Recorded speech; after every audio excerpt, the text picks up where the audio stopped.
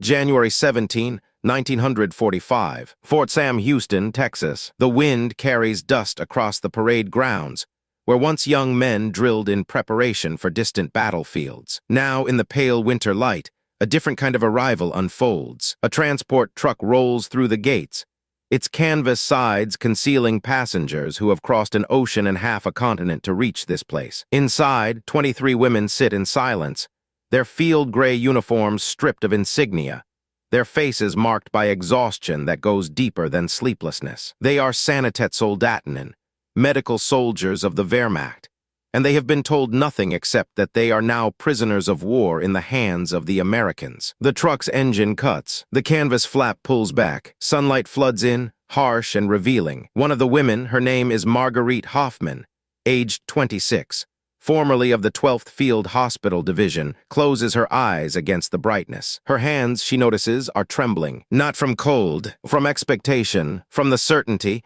built from years of propaganda and whispers among soldiers, that what comes next will be terrible beyond imagining. This is the moment when ideology meets reality, when the architecture of belief, constructed over a decade of speeches and newsreels and carefully orchestrated rallies, encounters something it cannot explain or contain. For these women, trained to heal under the swastika, educated in the superiority of German order and the degeneracy of American chaos, the next hours will initiate a transformation more profound than any military defeat. Because what awaits them beyond that canvas flap is not brutality, not the revenge they have been conditioned to expect. What awaits them is something their entire worldview has insisted cannot exist. An enemy who treats them with dignity. The story of German nurses in American captivity is not simply a tale of humane treatment in wartime. It is a case study in the collision between totalitarian ideology and democratic practice, between the mythology of racial supremacy and the reality of universal human rights. It is about women who crossed the Atlantic expecting degradation and discovered instead that everything they had been taught about their adversaries was a carefully constructed lie. And in that discovery, in the slow dissolution of certainty, in the daily accumulation of small dignities and unexpected kindnesses, they would confront a question more destabilizing than any interrogation.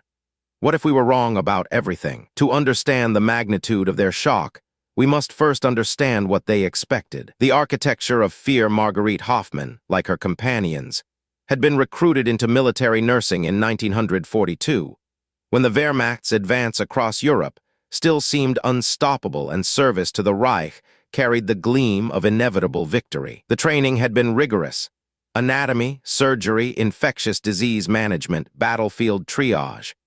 But interwoven through every lesson was another curriculum, one never written in textbooks but delivered through implication, through the selection of examples, through the casual remarks of instructors. She learned that German medicine was the world's finest, because German discipline and German intelligence were unmatched. She learned that the soldiers she would treat were representatives of a superior culture, fighting to preserve civilization against Slavic hordes and Jewish conspiracies and the mongrel degeneracy of America. And she learned, though never in explicit terms, what she could expect if she were ever captured by those enemies. The Wehrmacht had been meticulous in cultivating this fear. No official directive said, "The Americans will rape you."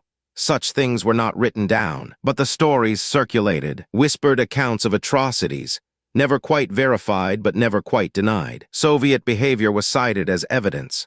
The Red Army's documented brutality used as proof that all enemies behaved this way, that the laws of war were a fiction, that capture meant unspeakable things. The propaganda ministry, with its genius for implication, had seeded these fears carefully. Films depicted American soldiers as undisciplined rabble, criminal elements unleashed on Europe. Radio broadcasts spoke of Negro troops with deliberate emphasis, invoking racist terror. The message was clear: these were not civilized adversaries. These were beasts in uniform, and German women who fell into their hands would suffer fates too terrible to name explicitly. By January 1945, when Marguerite's field hospital was overrun near the Belgian border, these fears had calcified into certainty. The collapse came quickly. American artillery had hammered their position for 3 days. Then armor, then infantry appearing through the winter fog, efficient and overwhelming. There had been no time to evacuate the wounded, no time for anything except surrender. Marguerite had stood with her patients, hands raised, expecting the worst. Instead, American medics had entered the tent and immediately begun triaging casualties, treating German and American wounded without distinction. An African-American sergeant had nodded to her politely, calling her ma'am, before moving to check on a German corporal with a sucking chest wound. The cognitive dissonance had been immediate and profound. This was not supposed to happen. This was not the script she had been given. The transport to Cherbourg had been chaotic but not cruel. The Atlantic crossing aboard a Liberty ship had been crowded, uncomfortable, but marked by a strange civility she could not reconcile with her expectations. American guards had maintained careful distance, professional but not menacing. When one of the younger nurses, barely 19, had vomited from seasickness, a guard had brought her ginger ale and crackers without being asked. Small things, unimportant things, except they were not unimportant, because each small dignity was evidence that contradicted the entire edifice of understanding she had carried to war. And now, stepping down from the transport truck onto Texas soil, Marguerite prepared herself for the moment when American civility would drop away and reveal the truth underneath. The processing, she assumed, would be when it happened. When they were alone with guards, away from officers, the mask would slip. This was simply how war worked, how men worked. She knew this. She had been taught this. She believed this with every fiber of certainty she possessed. She could not have been more wrong. The processing the camp at Fort Sam Houston had been established in 1943 to handle the growing influx of Axis prisoners. By 1945, it held over 3,000 German POWs, mostly captured in North Africa and Italy, along with smaller numbers of Italian soldiers who had surrendered after their government's capitulation. The facility was run according to the Geneva Convention with a literalism that verged on the bureaucratic, not out of mere legality, but because the American command had determined that proper treatment of prisoners served multiple strategic purposes. It provided leverage for demanding similar treatment of American POWs in German hands. It undermined Axis propaganda about American savagery, and perhaps most importantly, it demonstrated to captured soldiers that the ideological portrait they had been fed of their enemies was fraudulent, thereby accelerating the psychological collapse of the Third Reich's narrative authority. When Marguerite and her fellow nurses were escorted into the processing building, they entered a large room that smelled of fresh paint and bureaucracy. Tables were arranged in neat rows. American WACs, Women's Army Corps personnel, sat at several stations, paperwork arranged before them. An older woman, hair grayed and pulled back in a tight bun, wearing the uniform of an army captain, stood as they entered. She spoke in heavily accented but clear German. "My name is Captain Elizabeth Schneider. I am the liaison officer for female POWs at this facility. You will be processed according to international law. You will be asked questions about your name, rank, and service number. You are not required to answer other questions. You will be photographed. You will be issued prisoner identification and clothing appropriate to the climate. You will then be escorted to your quarters. Do you understand?" The nurses stood in confused silence. This was too formal, too correct. Where was the leering contempt? Where were the casual cruelties they had been promised? Marguerite heard herself responding, "Ja, I understand," though her voice sounded strange to her own ears, uncertain in a way it had not been since she was a child. The processing proceeded with mechanical efficiency. Each nurse was called forward individually, names recorded, photographs taken, front and profile like criminal booking, which seemed more familiar, more aligned with expectations. But the WAC operating the camera worked with brisk professionalism. No mockery, no commentary. When it was Marguerite's turn, she stood before the lens and found herself studying the woman behind it. Young, perhaps 24, brown hair tucked under her service cap, tired eyes that suggested long shifts. She looked, Marguerite realized with a jolt, like nurses she had worked with. Like herself, the woman glanced up, caught Marguerite staring, and offered a small, almost apologetic smile before returning to her camera. After photographing, they were led to a medical screening. Mandatory for all new arrivals, Captain Schneider explained, to check for tuberculosis, lice, and other communicable diseases. This, Marguerite thought, This would be where the humiliation began. Medical examinations were opportunities for abuse. She had heard stories from the Eastern Front, from nurses who had treated women liberated from Soviet-occupied territories. She braced herself. The examination room was clean, almost aggressively so. White walls, medical equipment that looked new, or at least well-maintained. An American Army nurse, older, perhaps in her 40s, with the bearing of someone who had spent decades in the profession, gestured for the first German nurse to enter. Her name tag read LT Morrison. She conducted the examination with practiced efficiency, checking eyes, throat, listening to lungs, checking for signs of malnutrition or illness. She was thorough but not invasive. When she discovered that one of the younger nurses had a healing wound from shrapnel, poorly treated during their retreat, she made careful notes and explained in broken German that it would need to be cleaned and properly dressed. No judgment, no mockery, just medical professionalism. When Marguerite's turn came, Lieutenant Morrison asked permission before each stage of the examination. "I need to check your lungs, please lift your arms. I need to examine your throat, please open your mouth." Each request was phrased as a request, not a command. Marguerite found herself complying mechanically, her mind struggling to process this deviation from everything she anticipated. When the examination concluded, Lieutenant Morrison made a note on her chart and said, in careful German, "You are in good health, considering. Make sure you eat regularly. The food here is good. Build your strength back. Considering. Considering what? Considering that she was a prisoner of war. Considering that she had been part of an army that had devastated half of Europe." The lieutenant's tone carried no irony, no hidden meaning. It was simple medical advice, one professional to another. Marguerite heard herself saying, "Dank, thank you," and immediately felt foolish. Why was she thanking her captor for basic human decency? Except it was not basic, was it? It was extraordinary, measured against everything she had been led to expect. After medical screening came the issuing of prisoner clothing. They were led to a supply room where an American sergeant, middle-aged and balding, with the patient demeanor of someone who had issued equipment to thousands of soldiers, explained that they would receive standard POW uniforms, cotton shirts and trousers dyed with a PW stencil, undergarments, socks, and boots. "If the sizing is wrong, let us know and we'll exchange them," he said through a translator. "You'll also receive toiletries, soap, toothbrush, toothpaste, comb, and sanitary supplies."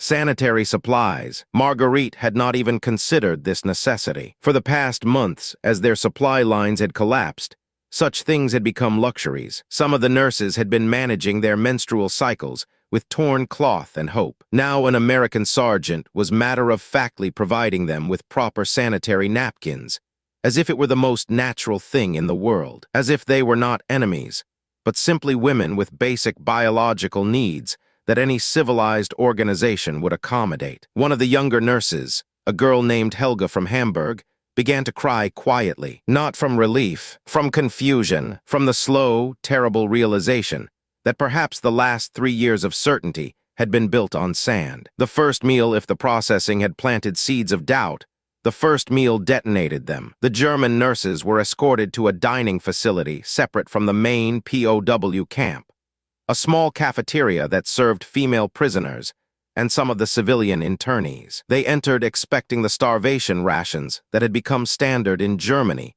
by late 1944. The entire nation had been slowly hollowing out, calories rationed to the point where even military personnel often felt the gnawing of genuine hunger. Marguerite's last weeks in Europe had been sustained on black bread that was more sawdust than flour, watery soup, and whatever could be scavenged. She had lost weight she could not afford to lose, her uniforms hanging loose, her energy flagging even as the demands of battlefield surgery had intensified. The cafeteria smelled of cooking meat, real meat, not the ambiguous scraps that passed for protein in Wehrmacht rations. The nurses stood in line, another moment where abuse could occur, where guards could exercise petty cruelty.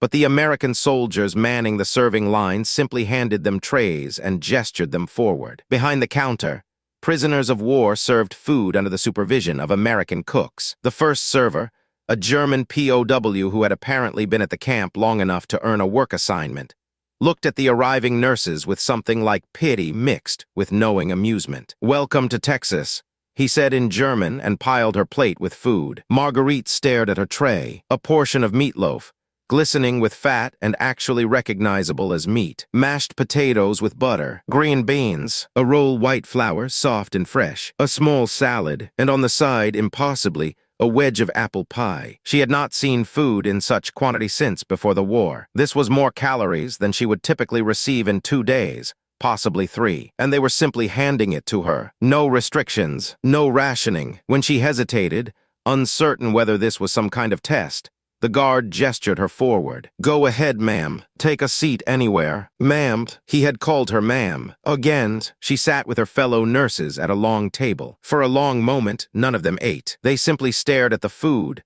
this impossible abundance that contradicted everything they had been told about America. A nation supposedly crippled by Jewish manipulation, weakened by racial mixing, lacking the discipline and strength of the Reich. Yet here was more food than German soldiers were receiving at the front, more food than German civilians had seen in years, and it was being given to prisoners, to enemies. Helga picked up her fork, touched the mashed potatoes tentatively, then took a bite. Her eyes widened. "Butter," she whispered. "Real butter. They put real butter in these."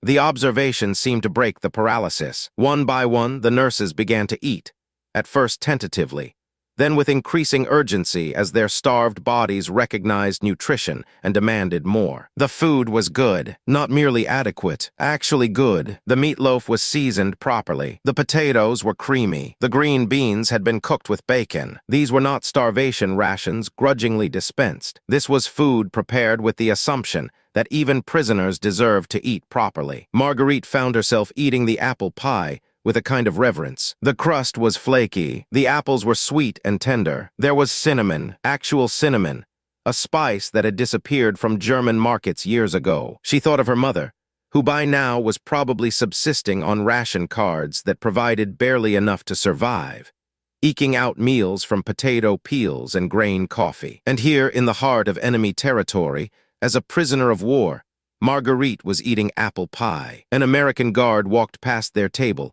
an older man with sergeant stripes and a face weathered by sun and time. He paused, looked at their trays, and asked, "How's the food? Everything okay?" The translator relayed the question. Marguerite found herself nodding, unable to articulate the complexity of what she was feeling. The sergeant smiled, a grandfatherly expression devoid of malice or mockery. "Good. You need anything, you let us know. Can't have you ladies going hungry." He moved on, continuing his rounds, as if he had not just casually dismantled a decade of propaganda with a simple inquiry about dinner. That night in their barracks, clean buildings with individual cots, actual mattresses, and blankets that smelled of soap, Marguerite lay awake and tried to make sense of what had happened. Everything had been wrong, not wrong in the sense of improper treatment, wrong in the sense of contradicting every prediction, every warning, every certainty she had carried from Europe. She had been treated not as an object or an enemy subhuman, but as a person. A prisoner, yes, under guard and restriction, but a person nonetheless, with basic dignity and basic needs that were being met without hesitation. She thought about the phrase the guard had used. "Can't have you ladies going hungry." Ladies, not prisoners, not Germans, not even nurses. Ladies, as if their humanity was self-evident, requiring no justification or explanation. Beside her, in the darkness, she heard Helga whisper, "They told us the Americans were savages, that they would." She stopped, unable to finish the sentence, to voice the specific horrors they had all been promised. "I don't understand," Helga continued. "Why are they being kind to us? We are the enemy. We are losing the war. They have every right to." "I don't know," Marguerite interrupted, because she did not want Helga to complete that thought, did not want to speak aloud all the terrible things they had expected and had not received. "I don't know," she repeated softer, but she did know one thing, with a certainty that was beginning to spread through her understanding like cracks through ice. Something they had been taught was profoundly, fundamentally wrong. And if that something was wrong, then what else might be false? The question was too large to confront in one night. So she closed her eyes and pretended to sleep, while her entire ideological framework began its slow, inevitable collapse. The daily architecture of dignity, the transformation did not happen all at once. Ideology rarely surrenders in a single dramatic moment. It dies gradually, eroded by the accumulation of evidence, by the daily friction between belief and reality. For the German nurses at Fort Sam Houston, this erosion happened through routine, through the repetitive, undramatic interactions that make up the substance of daily life. They woke each morning to a bell, not harsh shouting or banging on doors. Breakfast was served at 0700. Coffee, real coffee, not the acorn substitute they had choked down in Germany, along with eggs, toast, sometimes bacon or sausage. The quantities were, from their perspective, absurd. Marguerite would later learn that American military rations were calculated to provide approximately 500 calories per day, built on an understanding that well-fed soldiers performed better. The POW rations were only slightly reduced to roughly 3,000 calories, which was still more than most German soldiers at the front were receiving, and vastly more than the civilian population was surviving on. After breakfast came work assignments. The Geneva Convention stipulated that POWs could be required to work, but the work had to be non-military in nature, and the workers had to receive compensation. The nurses, because of their medical training, were given the option of working in the camp hospital, assisting with the treatment of other POWs. They were not required to accept this assignment. They could choose laundry work, kitchen work, or other tasks. But most of them, Marguerite included, volunteered for medical duty. It was familiar, it gave purpose, and perhaps, though she would not have articulated it this way at first, it allowed them to preserve some sense of professional identity in the midst of captivity. The camp hospital was a revelation. It was staffed by American Army doctors and nurses, but German medical POWs worked alongside them, treating their fellow prisoners under American supervision. The facility was well-equipped, vastly better supplied than any field hospital Marguerite had worked in during the last year of the war. There were antibiotics, sulfa drugs, and increasingly penicillin, the wonder drug that German forces had heard rumors about but rarely seen. There were clean bandages in abundance. There were surgical instruments that were not makeshift adaptations, but proper tools. There was anesthesia, not the dwindling supplies rationed out with agonizing care, but sufficient quantities to treat patients humanely. On her first day in the hospital, Marguerite assisted with a surgery on a German POW who had developed appendicitis. The surgeon was an American captain named Dr. Robert Chen, whose family, she would later learn, had emigrated from China, which meant that according to Nazi racial theory, he should be inferior, incapable of matching German medical expertise. Instead, he performed the appendectomy with a skill and efficiency that matched or exceeded any surgeon she had worked with. He spoke little during the procedure, focused, professional. But when the surgery concluded successfully, he nodded to Marguerite and said, through a translator, "Good work, nurse. You have excellent hands."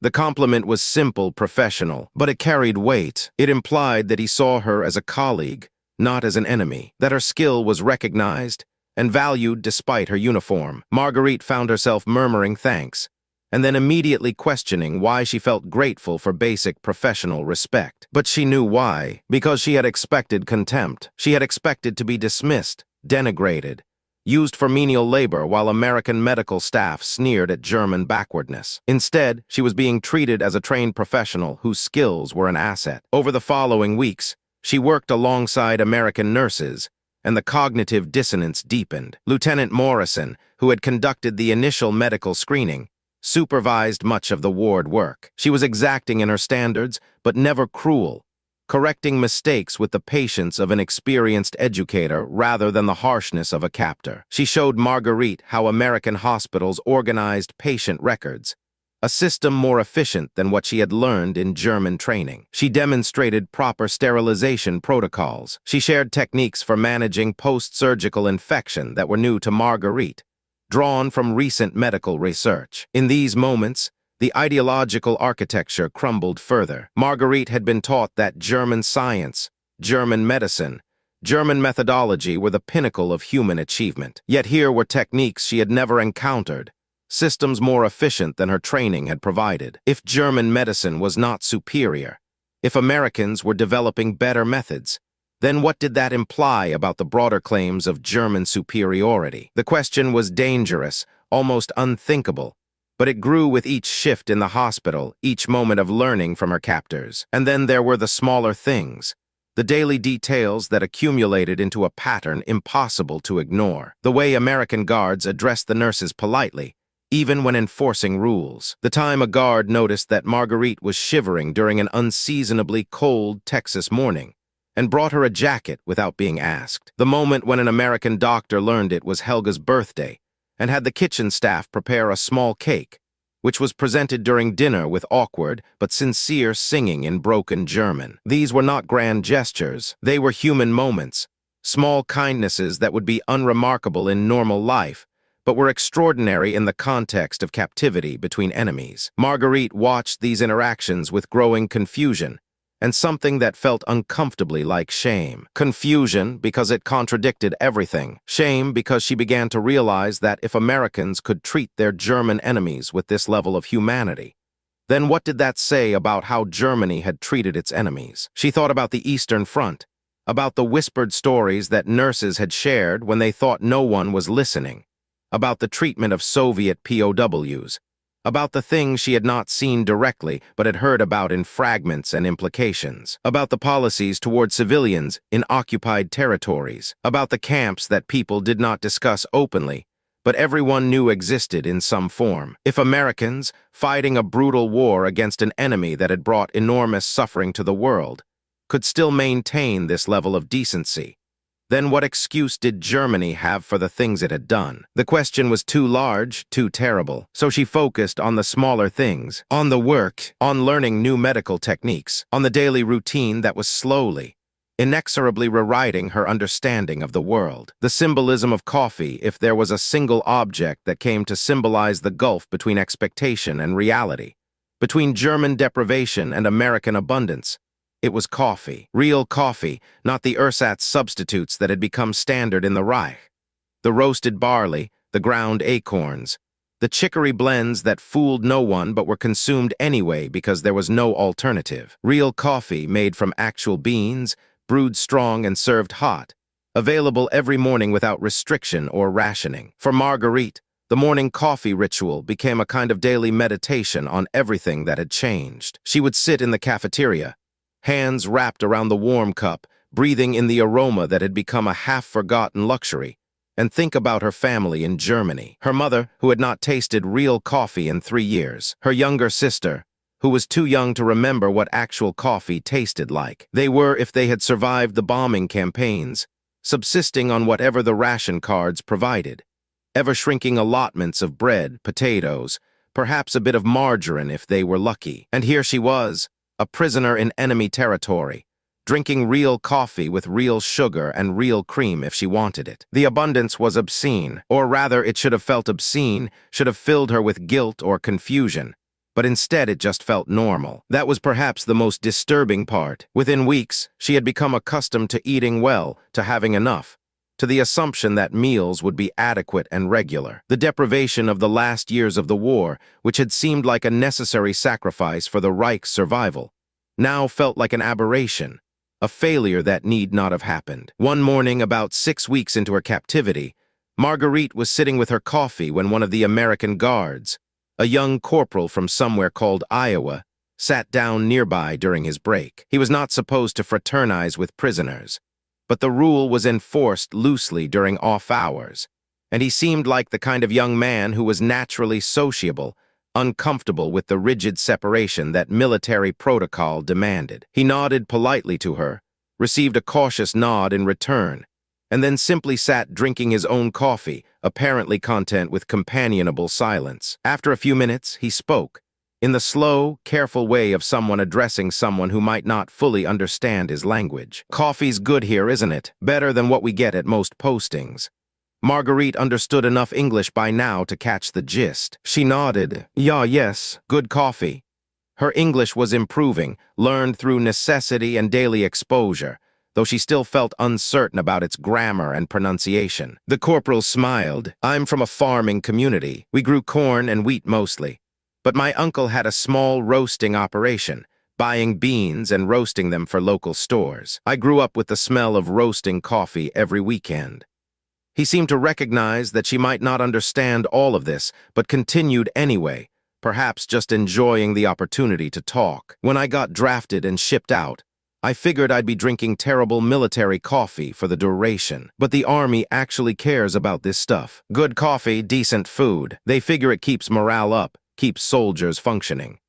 Marguerite listened, catching perhaps 70% of his words, filling in the rest through context. What struck her was his assumption that good food and good coffee were normal, that soldiers deserved these things, that the military's responsibility included maintaining quality of life even in wartime. She thought about Wehrmacht rations, about the steady decline in quality and quantity as the war ground on, about the attitude that soldiers should endure hardship without complaint, because suffering built character and demonstrated loyalty to the Führer. She must have looked thoughtful or confused because the corporal tilted his head and asked, "Was it different in the German army?" Marguerite struggled for the English words, finally settling on simple truth. "Different, yes. Less food. Coffee not real. We use other things. Acorn, grains, not coffee."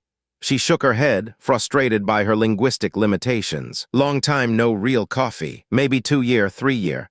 The corporal's face showed genuine surprise. 3 years without real coffee. That's rough. He seemed to think about this, then said, "I guess it makes sense. Your supply lines were getting hammered, especially after we invaded France. But 3 years, that's a long time to go without the simple things."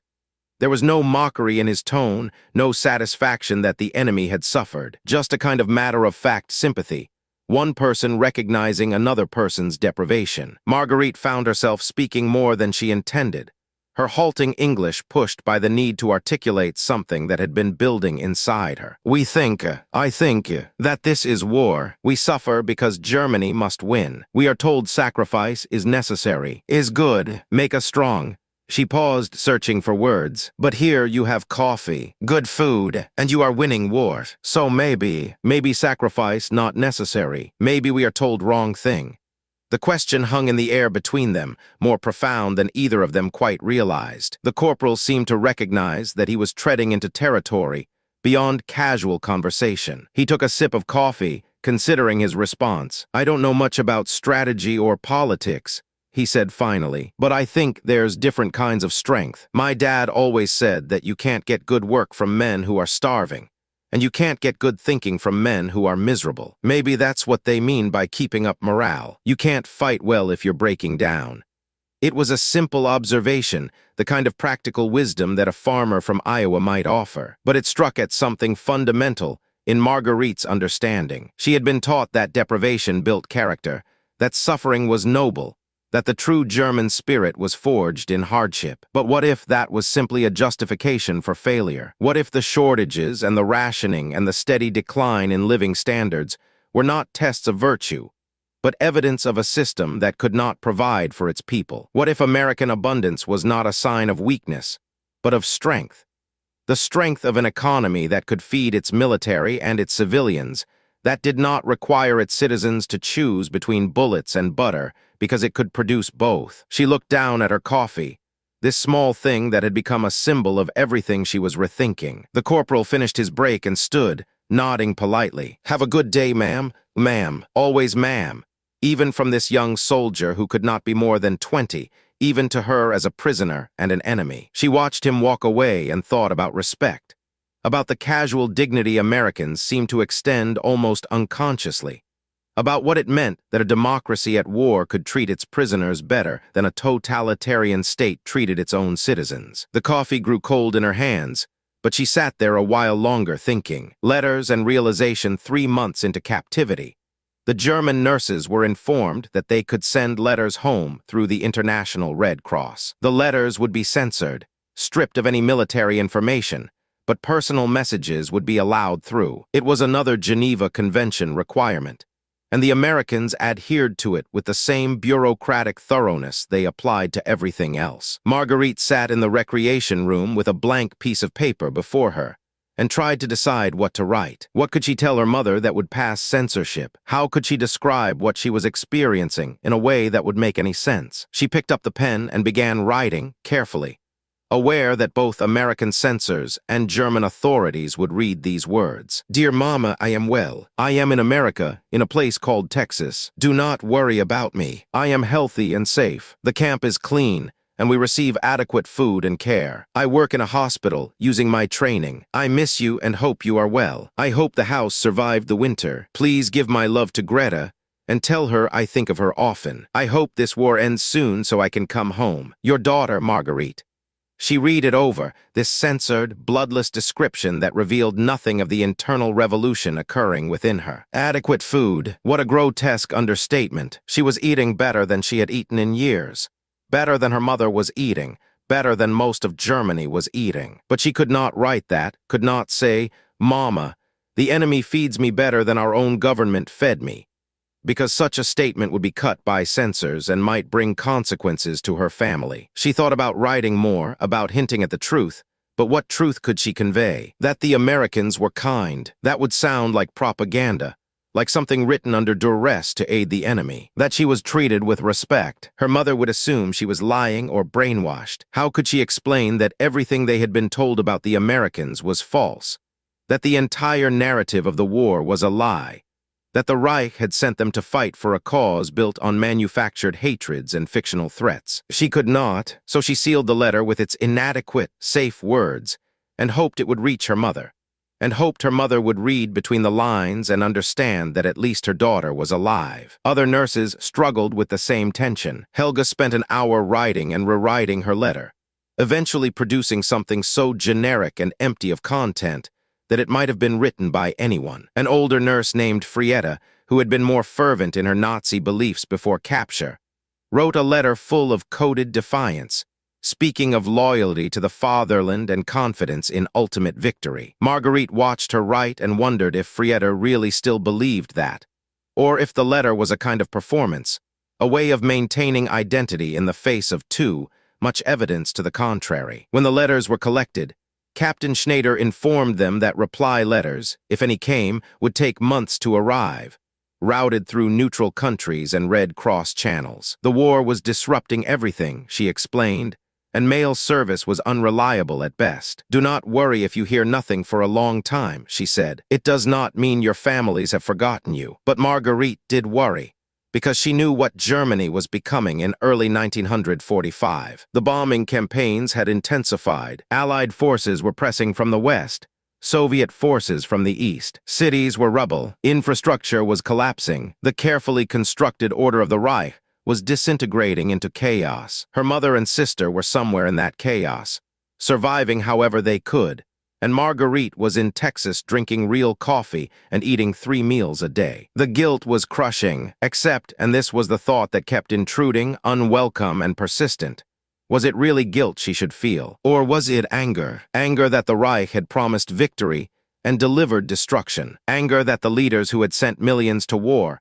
were safe in bunkers while civilians starved and cities burned. Anger that she had been lied to, systematically and comprehensively, about the nature of the war and the nature of the enemy. 2 weeks after sending her letter, Marguerite had an interaction that crystallized this anger into something sharp and undeniable. She was working in the hospital when a new group of POWs arrived, freshly captured in Germany itself. They were Wehrmacht soldiers, hollow-eyed and exhausted, captured during the American drive toward the Rhine. Among them was a young lieutenant, barely 22, with a bad wound in his leg that had become infected. Marguerite assisted Dr. Chen in cleaning and treating the wound, administering sulfa drugs to combat the infection. The lieutenant was semi-conscious, feverish, murmuring in delirium. As she worked, she heard him whisper, "We were told. They said if we were captured."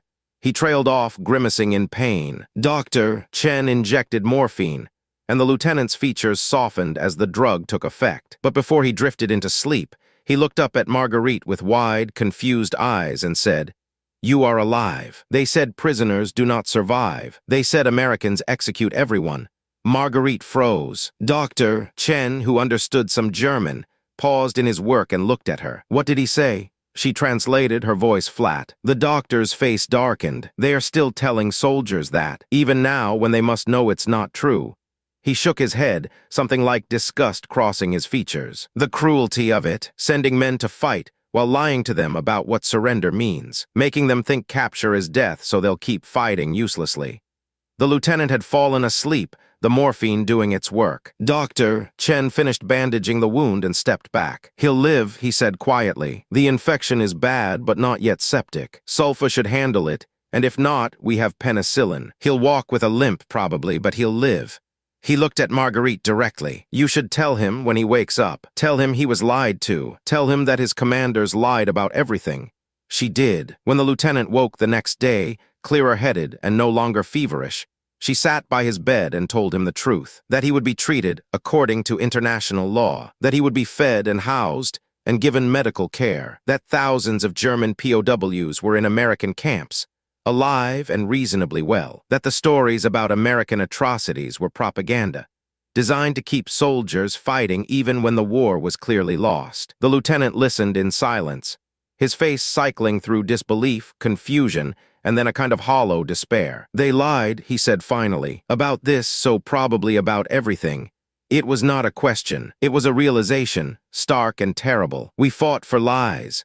Marguerite had no comfort to offer because she was grappling with the same realization. They had fought for lies. They had believed in a cause that was built on manufactured myths and racial fantasies. They had trusted leaders who had sacrificed millions for a grotesque vision that had no connection to reality, and the evidence of that lie was everywhere around her, in the decent treatment by their captors, in the abundance of resources, in the basic humanity that the Reich had insisted their enemies did not possess. That night she lay awake again, but this time she was not confused. She was angry, furious, at the lies, at the waste, at the years of her life spent serving a regime that had betrayed every promise it made, at the friends she had lost to bombs and bullets in a war that never should have been fought, at the suffering inflicted on millions in the name of an ideology that was hollow at its core. And she was angry at herself for believing, for not questioning, for accepting the narrative she had been fed without demanding evidence or proof. The anger was clarifying. It burned away the last remnants of confusion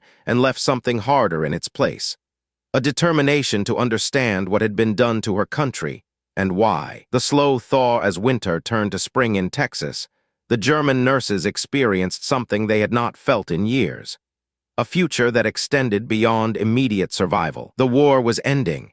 Everyone could see it now, even those who had clung to hopes of miracle weapons or last-minute reversals. Germany was collapsing. The question was not whether the Reich would fall, but when, and what would come after. For the nurses, this raised profound questions about identity and belonging. They were prisoners, but they were prisoners of a country that had treated them with more dignity than their own government had provided. They were Germans, but Germany was becoming a concept without a referent, a nation that was being physically destroyed and ideologically discredited. What did it mean to be German when Germany itself was disappearing? What did it mean to return to a homeland that might not exist in any recognizable form? Captain Schneider began holding weekly meetings with the female POWs, discussing their future options. The format was unusual, not lectures or interrogations, but something closer to group counseling, though that term had not yet entered common military usage. Schneider, whom Marguerite learned had fled Germany in 1938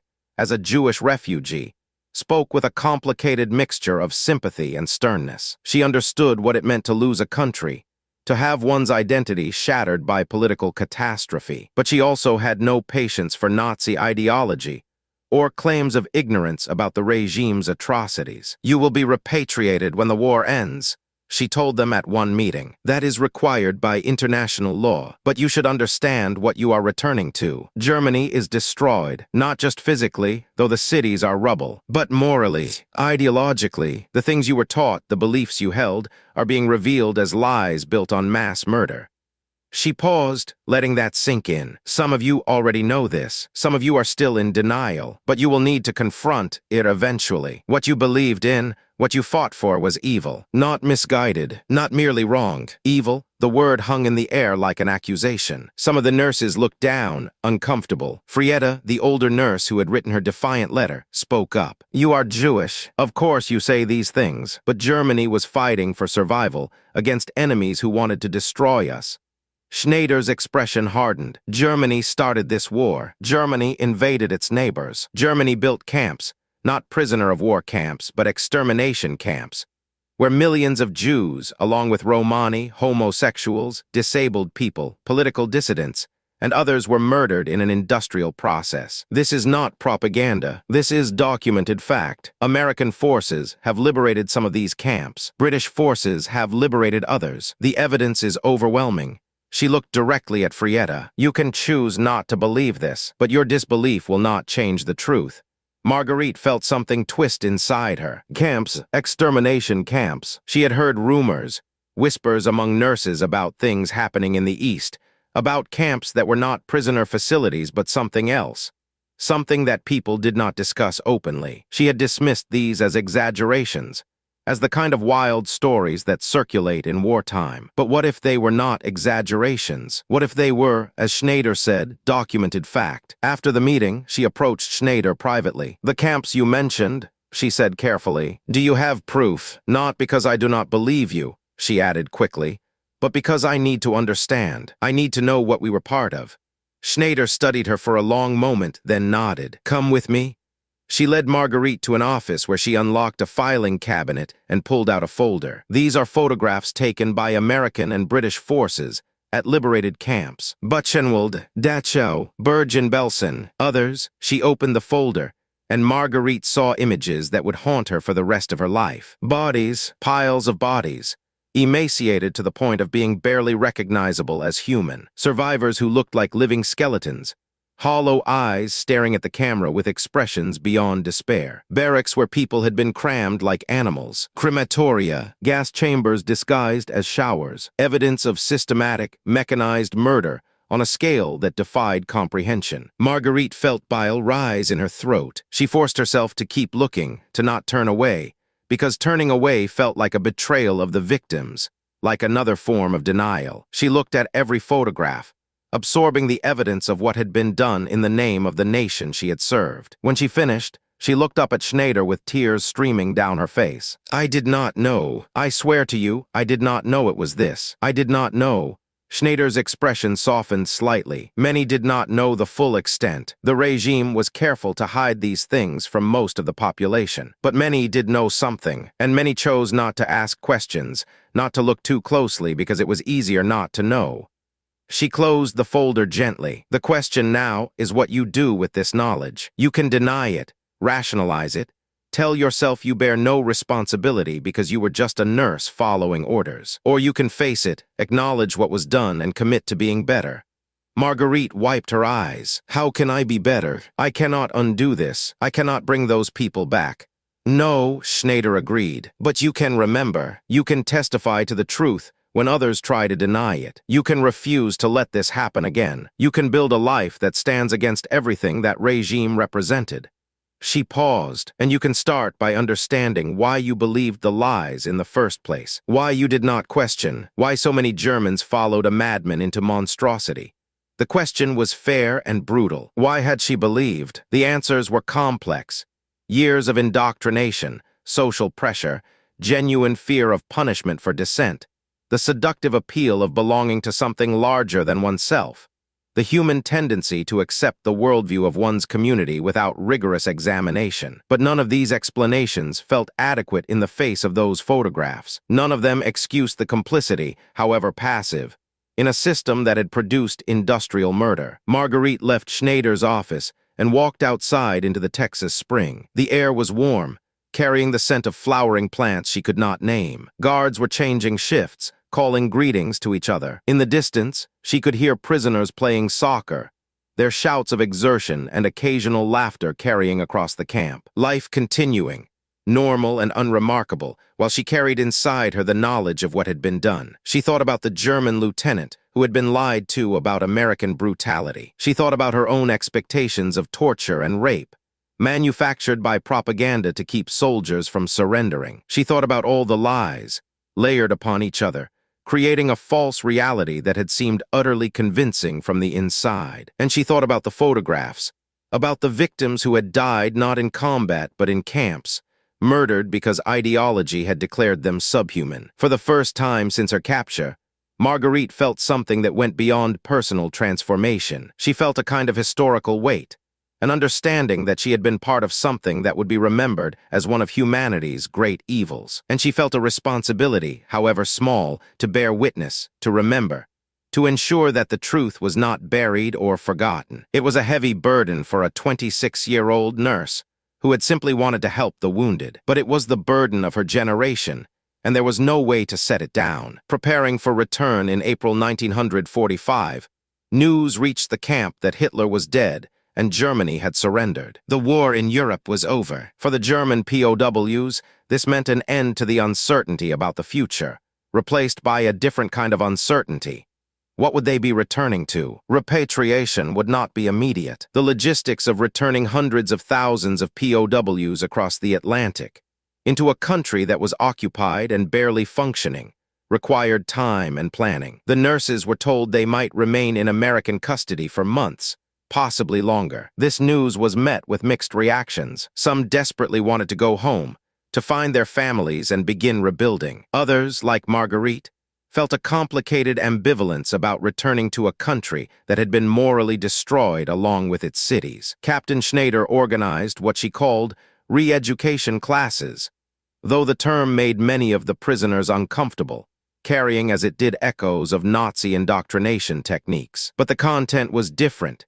Discussions of democracy, of human rights, of the principles that had led the Allies to treat their prisoners according to international law. Guest speakers came, including German refugees who had fled the Reich before the war and built new lives in America. They spoke about what Germany could become if it rejected its recent past and embraced democratic principles. Marguerite attended these classes with a hunger for understanding that surprised her. She had never been particularly political before the war, had accepted the Nazi government because it was simply the government, the water in which she swam. Now she wanted to understand how democracies functioned, how they created systems that respected individual rights even for enemies, how they managed to produce abundance rather than scarcity. She asked questions, sometimes naively, sometimes with a sharpness that came from her anger at having been deceived. One speaker, a professor of political science from a university whose name she could not pronounce, explained the concept of checks and balances, of power distributed across institutions rather than concentrated in a single leader. The genius of democracy, he said, is not that it produces perfect leaders or perfect policies. It is that it creates systems which limit damage when leaders are imperfect or when policies are wrong. It allows for correction without catastrophe. Marguerite thought about this later, about the absence of any corrective mechanism in the Reich. Once the regime had committed to its path, there had been no way to change course, no institutional break, no means of removing a leadership that was driving the nation toward destruction. The Führer's word had been absolute, and questioning it had been treasonous. The result had been a system that could not stop itself, even when the catastrophe became obvious to everyone. She thought about the American system, imperfect as it surely was, that had nonetheless managed to fight a global war while maintaining democratic processes, holding elections, allowing criticism and treating prisoners with dignity. It was not perfect.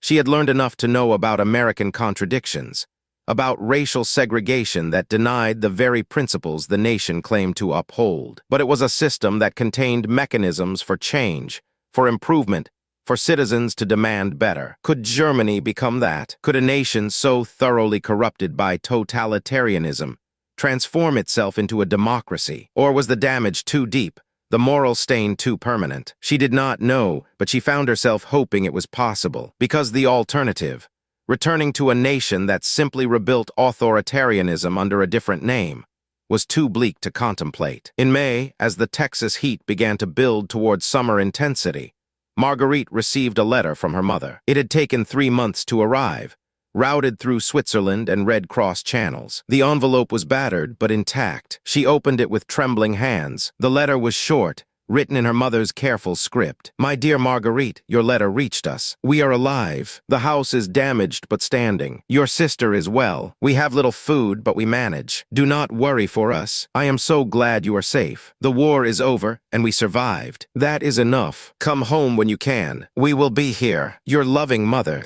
Marguerite read it 3 times, absorbing the subtext beneath the careful words. They were alive but suffering. Food was scarce.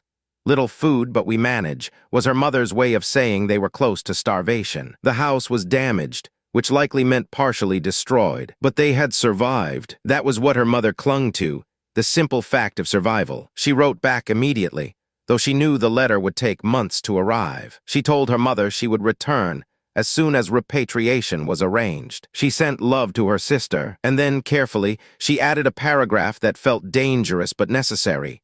Mama, much of what we were told was untrue. I have learned things here that are difficult to write about. When I come home, we will need to talk about what happened, about what Germany did. It will be hard, but we must face truth, however painful. I hope you will understand.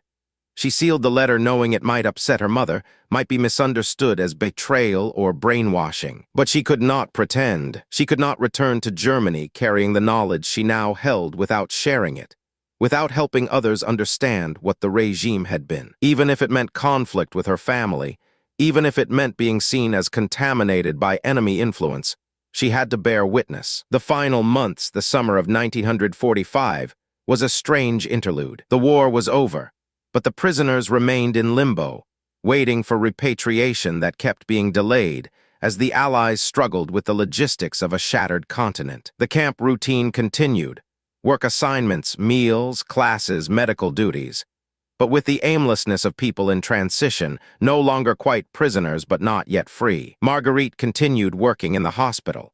Her skills now focused on treating the minor injuries and illnesses of POWs, rather than the battlefield traumas of earlier months. The work was less urgent, but no less meaningful to her. It was familiar, purposeful, a way of maintaining identity through the uncertainty. She also deepened her friendships with some of the American nurses, particularly Lieutenant Morrison, who had supervised her work from the beginning. Morrison was a widow. Her husband had been killed at Guadalcanal in 1943, and she had thrown herself into military nursing as a way of coping with grief. She and Marguerite found common ground in their profession, in the shared language of medicine that transcended nationality. They talked about techniques, about difficult cases, about the peculiar psychology of patients, and gradually, carefully, they talked about the war. Morrison asked questions about what nursing had been like in the Wehrmacht, about what Marguerite had experienced. She asked without judgment, with genuine curiosity about the human experience of her former enemy. Marguerite answered as honestly as she could, describing the field hospitals, the desperate shortage of supplies, the improvisations necessary to treat patients with inadequate resources. She talked about the pride she had felt in her work, in saving lives under difficult conditions. And she talked, haltingly, about the growing disillusionment, the sense that something was wrong with a system that sacrificed its people so carelessly. Morrison listened,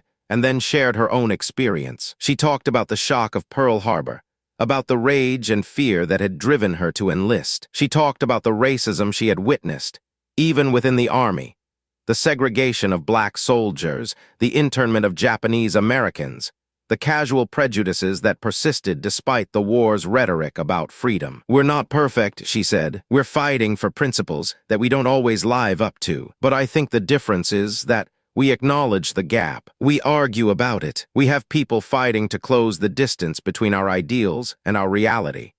Marguerite absorbed this, understanding it as another piece of the puzzle. American imperfection did not negate American principles. The existence of hypocrisy did not make the ideals themselves false. This was a different way of thinking about national identity, not as perfection or superiority, but as aspiration, as an ongoing process of trying to match reality to stated values. In August, the camp received news that Japan had surrendered after the atomic bombs. The war was completely over. A strange mood descended on the camp, relief mixed with unease. The atomic bombs were horrifying in their destructive power, killing tens of thousands in instants. Yet they had ended the war, preventing an invasion of Japan that would have cost hundreds of thousands more lives on both sides. The moral calculus was disturbing, and Marguerite heard Americans themselves arguing about whether the bombs had been necessary or justifiable. She found this remarkable, that Americans felt free to question their own government's decisions,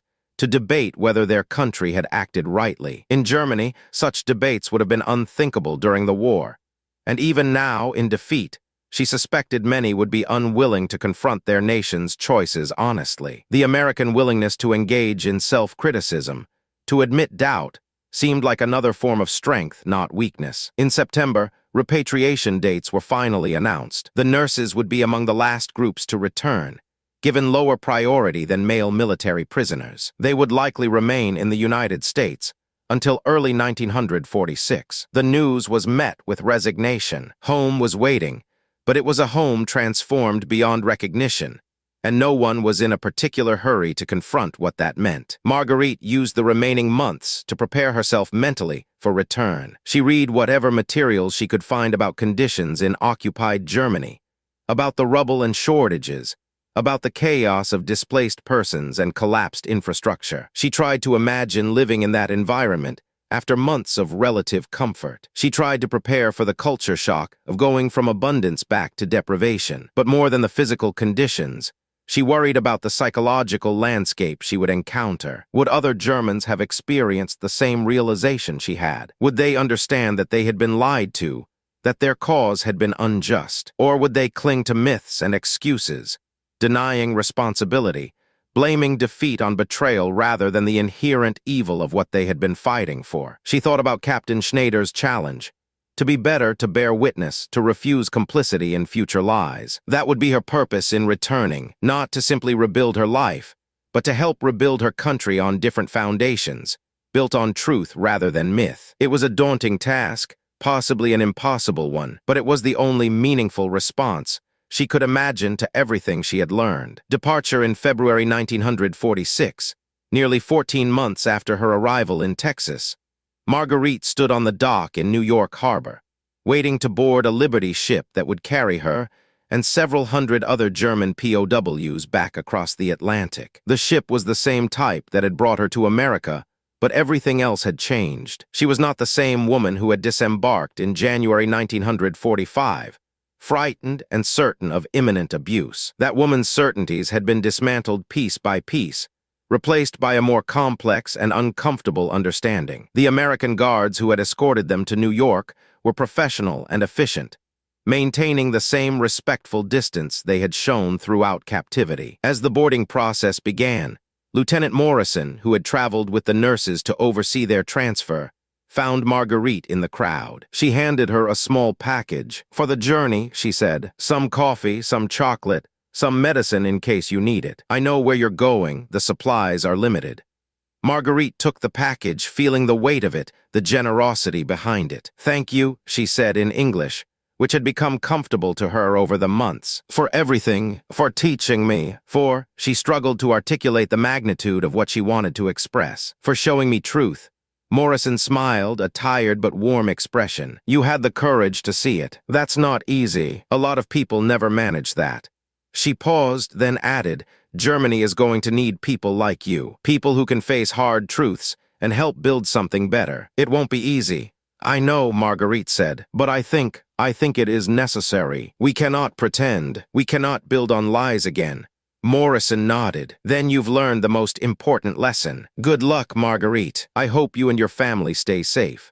They shook hands, one nurse to another, across the divide of former enmity. Then Marguerite joined the line of prisoners boarding the ship, carrying her small bundle of possessions and the much heavier weight of everything she had learned. The voyage was long and uncomfortable, the ship crowded with prisoners all heading toward an uncertain future. Marguerite spent much of the journey on deck when weather permitted, watching the gray Atlantic roll past, thinking about what awaited her. She thought about her mother and sister, about the damaged house they lived in, about the hunger they were enduring. She thought about Germany itself, about cities reduced to rubble, about a population that would need to confront its collective guilt and somehow move forward. She thought about the photographs Captain Schneider had shown her, about the victims who could never be brought back, about the weight of historical responsibility her generation would carry. And she thought about coffee, about real coffee and apple pie, and the casual abundance that had seemed so impossible when she first encountered it, about what that abundance represented,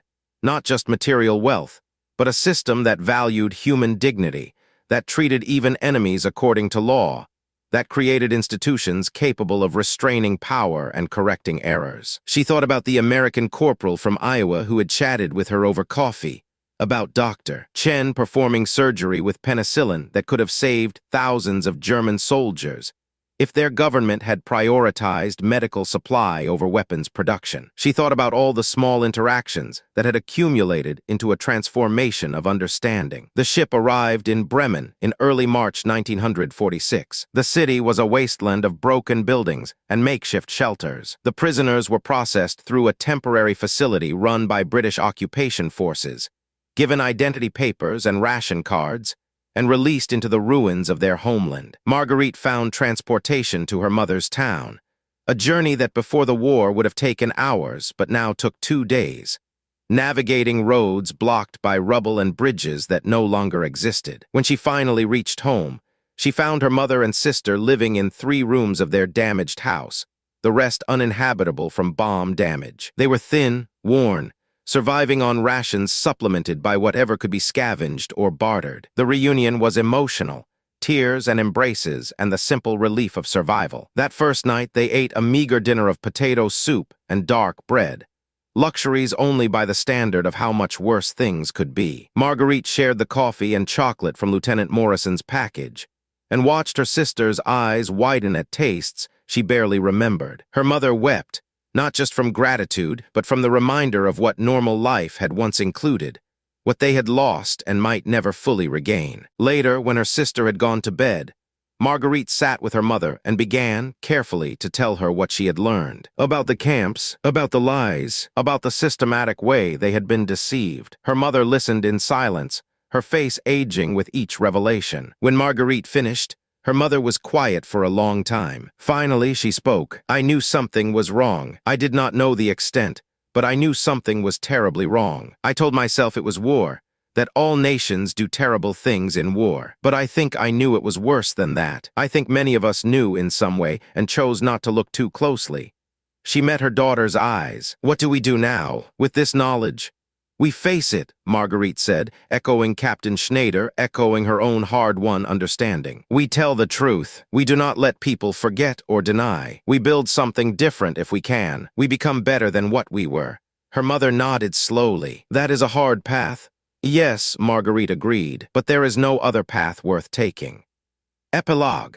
The weight of apples years later, in the 1950s, when Germany had begun to rebuild and the worst of the deprivation had eased, Marguerite would find herself in a market in the slowly reconstructing city where she had found work as a civilian nurse. Among the produce, still sparse by American standards but improving, she saw apples. Not the wrinkled, half-rotted things that had been available immediately after the war, but actual fresh apples, red and shiny. She bought one, carried it home, baked it with a bit of precious sugar and cinnamon that she had saved for a special occasion. When she bit into the apple, the taste transported her instantly to Fort Sam Houston, to a cafeteria in Texas, to apple pie served to prisoners of war who had expected brutality and received instead an education in the meaning of human dignity. The taste carried the weight of transformation, of ideology collapsing under the pressure of reality, of learning that the enemy was more humane than one's own government had been. She thought about all the German nurses she had been captive with, scattered now across a divided Germany, each building their own lives from the ruins. She wondered if they remembered as vividly as she did. She wondered if they had carried forward the understanding they had gained, or if they had buried it, choosing to forget, choosing the comfort of denial over the pain of acknowledgement. She had chosen to remember. She had become a witness, speaking truthfully when others wanted to revise history, when the temptation was to minimize, to excuse, to insist that ordinary Germans had known nothing and borne no responsibility. She spoke in schools, to youth groups, to anyone who would listen, about what the regime had done and about how she had learned the truth. Ironically, from the enemy, from Americans who had treated her with the dignity her own government had denied to millions. It was not an easy path. She was sometimes called a traitor, accused of being brainwashed or of betraying German honor. But she persisted because she had seen the photographs, because she carried the memory of victims who could not speak for themselves, and because she understood that the only way forward was through truth, however painful. The apple she had baked tasted of many things, of cinnamon and sugar, certainly, but also of a winter morning in Texas, when a young corporal had explained why good coffee mattered, of meals shared with women who had been enemies and became, in a complicated way, teachers, of the strange transformation that happens when propaganda meets reality and reality wins, of the knowledge that abundance is not weakness, that respect for human dignity is not softness, that treating prisoners according to law is not foolishness, but a demonstration of civilizational strength. She finished the apple slowly, savoring each bite, thinking about everything it represented. In the compound, contradictory way that memory works, it tasted like freedom. Not her freedom, not the freedom of being released from captivity, but the deeper freedom of liberation from lies, from the prison of ideology that had constrained her understanding of the world. The Americans had not merely captured her body and held it in a Texas camp. They had, through their systematic demonstration of values she had been taught they did not possess, captured her mind and freed it from its conditioning. That was the paradox she lived with. She had been defeated in war but liberated in understanding. She had been taken prisoner but taught what genuine freedom meant. She had lost her country in its old form, but been given the tools to help build something better from the ruins. The history books would record the fall of Nazi Germany in terms of military campaigns and political developments, of armies advancing and regimes collapsing. But Marguerite's history was different, more personal and perhaps more profound. It was a history measured in small things, in cups of real coffee, in apple pie served to prisoners, in American guards who said ma'am to enemy soldiers, in doctors who treated wounds without regard to uniform, in the daily accumulation of dignities that systematically dismantled a decade of propaganda. It was a history that taught her that the most powerful weapon against totalitarian ideology is not counter-propaganda or military force, but the simple, consistent practice of treating human beings with respect, because such treatment cannot be reconciled with theories of racial superiority or enemy subhumanity. It forces confrontation with the reality of common humanity. And once that confrontation occurs, once the edifice of dehumanization cracks, the entire architecture of totalitarian belief begins to crumble. She had been one woman among millions touched by the war. Her story was not unique or particularly heroic. She had not resisted the regime or fought for its victims. She had simply done her job as a nurse, believing what she was told, until circumstances forced her to see differently. But in that seeing, in that transformation from believer to witness, she became part of a larger story about how people change, how minds open, how understanding can shift even when built on years of indoctrination. The German nurses who were treated with respect by American guards in 1945 and 1946 were, in a small but significant way, the vanguard of a new Germany, not because they were particularly wise or virtuous, but because they had been given, through the accident of capture and the policy of humane treatment, a vision of what a different society could look like. They had seen democracy in practice, had experienced the difference between living under arbitrary power and living under rule of law, had learned that abundance and dignity were not incompatible with strength. Many of them carried that vision forward, helping to build the Federal Republic of Germany into a functioning democracy that would explicitly reject the ideology that had led to catastrophe. They became nurses, teachers, mothers, ordinary citizens who nevertheless carried extraordinary knowledge about the importance of truth, about the dangers of unchecked power, about the necessity of maintaining human dignity even for enemies. Marguerite would live into her 80s, seeing Germany reunited, seeing the Berlin Wall fall, seeing a new generation grow up who knew the Nazi regime only from history books. She would tell her story to her grandchildren,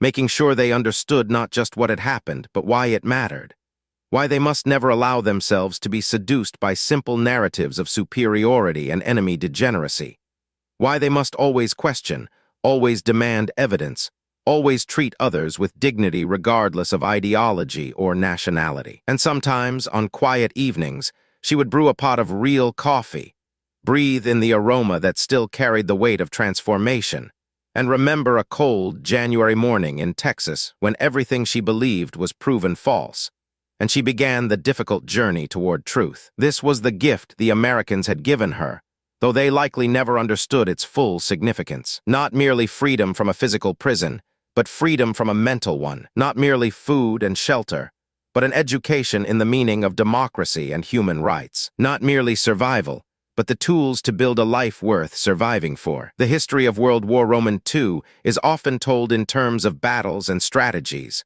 of heroism and villainy, of clear lines between good and evil. But the truth is more complex, more human. It is a history of ordinary people caught in extraordinary circumstances, of beliefs challenged and sometimes transformed, of enemies who treated each other with unexpected decency, of small dignities that added up to profound change. It is a history that reminds us that the true victory over totalitarianism is not achieved merely by military defeat, but by the patient, consistent demonstration of better values, by the daily practice of treating human beings as human beings regardless of circumstance, by building systems that respect dignity even when it would be easier, more expedient, to abandon such principles. The German nurses who couldn't believe they were treated with respect by U.S. guards learned a lesson that transcended their personal experience. They learned that the measure of a civilization is not its rhetoric or its propaganda, but how it treats the powerless, the captured, the defeated. They learned that real strength lies not in domination,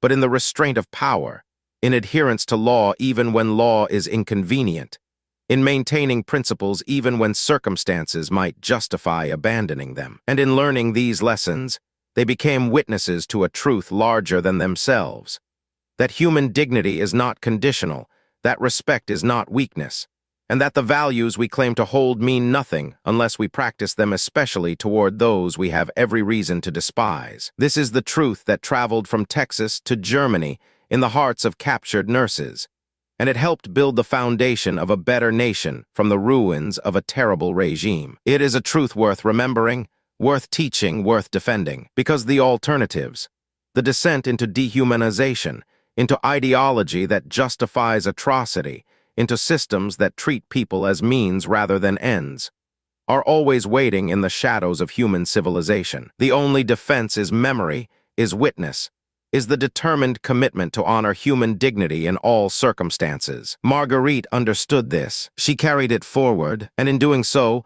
she transformed from a nurse who expected brutality and received respect into a teacher who ensured that future generations would understand the difference and why it mattered. The weight of apples, the taste of coffee, the small things that carry the entire meaning of freedom. This is what she remembered. This is what she taught. This is the legacy of a moment in history when enemies chose humanity over hatred, when policy aligned with principle, when captors demonstrated to their prisoners what a better world could look like. And in that demonstration, they won not just a war, but hearts and minds, converting enemies into witnesses, prisoners into ambassadors of democratic values, showing that the true victory lies not in domination, but in transformation, not in revenge, but in redemption, not in perpetuating hatred, but in breaking its cycle through the simple, revolutionary act of treating every human being with respect.